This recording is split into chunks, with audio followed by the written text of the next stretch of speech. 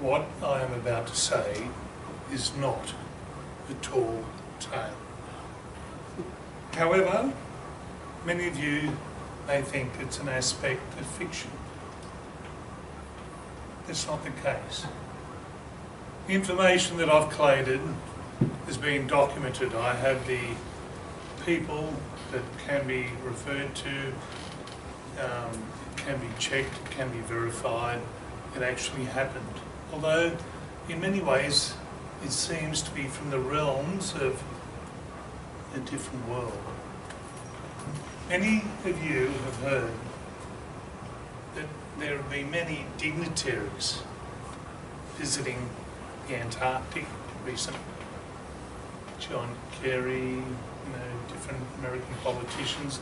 I believe that even Obama has visited the Antarctica. The Russian Orthodox equivalent of the Pope has recently visited Antarctica. Why? Why would you go to Antarctica? To see the penguins? Who knows? Who knows? But there could be a reason. Now, most of you may not know that Antarctica is a huge landmass. It's actually as big as America. It's huge. Very, very little of it has been explored and really discovered. It's actually under, the landmass itself is under 2 miles of ice, believe it or not. But there have been maps made of Antarctica by a Turkish admiral in 1497 called Admiral Priest.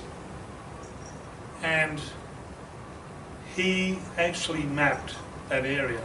Nobody knows to this day how it was done. But most of you would be aware that during the war, the Germans seemed to like to go to Antarctica for whatever reason. There were a lot of boats going there, there were U-boats that went there, and nobody could quite understand what the attraction was. There were deposits of coal, there were deposits of minerals, but the Antarctic is a pretty cold place and not many people went there. However, in 1939 there was an American admiral who was an explorer, a modern day explorer, the equivalent of a John Glenn or someone who circled the moon or went to the moon. He was the equivalent. He was young, he was debonair, and he was always looking out for different challenges, where to go, what to discover.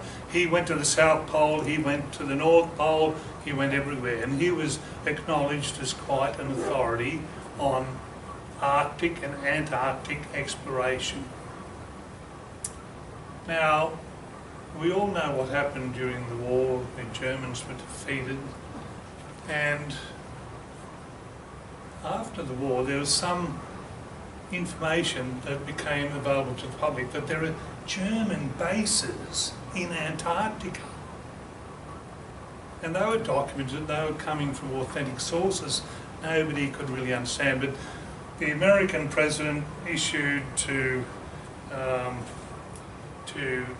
Richard Byrd, the admiral, to go and take a force and wipe out these German bases, destroy them.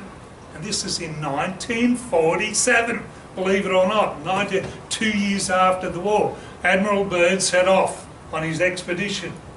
He had an aircraft carrier, he had 13 ships, he had 33 planes, and he had 4,700 men. The official explanation was to see if it was worthwhile putting American bases or whatever in that area. That was the official reason, but the real military reason was to actually destroy these so-called German bases. Anyway, the expedition was to last 7 months. They felt that that would be sufficient time to kill off the Nazis or do whatever they had to do if they actually were there. 2 months after the expedition took off, this flotilla, this convoy, of warcraft returned to America. And he had to report to Congress as to why he had to return. Apparently ships had been sunk, he lost a lot of men, and he didn't feel that it was right to stay there. Now who did it? USOs. I didn't say UFOs. UFOs are unidentified flying objects. USOs are unidentified submerged objects. Apparently what happened is when Admiral Byrd and his expedition were there, flying saucers flew out of the water and attacked the ships, sank a ship, killed people. That actually happened. When he reported this to Congress, he said the technology of these saucers was so unbelievable that he couldn't risk the lives of further men. So that's why he retreated. Congress said to him that he cannot make this public. It's too valuable information and it will frighten the population. So he made an oath that he wouldn't tell anyone during his lifetime. He made a personal commitment to document this information in his diaries after he died, and then it would become public. The Secretary of State, I can't remember his name at the moment, but he was also told not to tell anyone about it. He ended up becoming so emotional about it that he couldn't tell the world and the people what was happening. They put him into hospital and he was only there for 2 days, and on the 3rd floor they found him on the ground, dead, a few days later. They said it was suicide, but some people say that he was thrown over so that he wouldn't disclose what had happened. I don't have the time to explain all the details, but there is a book that can be read by Stephen Quayle, Quayle,